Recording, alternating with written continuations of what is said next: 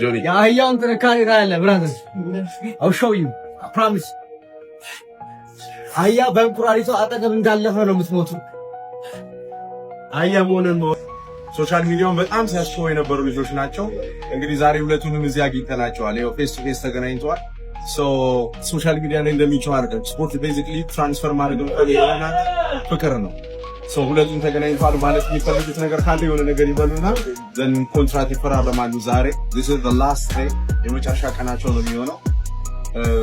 አንተን ጀመርና ማለት የሚፈልገው ነገር ካለ these guys have been disrespecting me.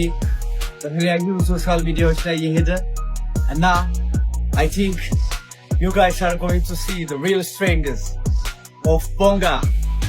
That's what's gonna happen.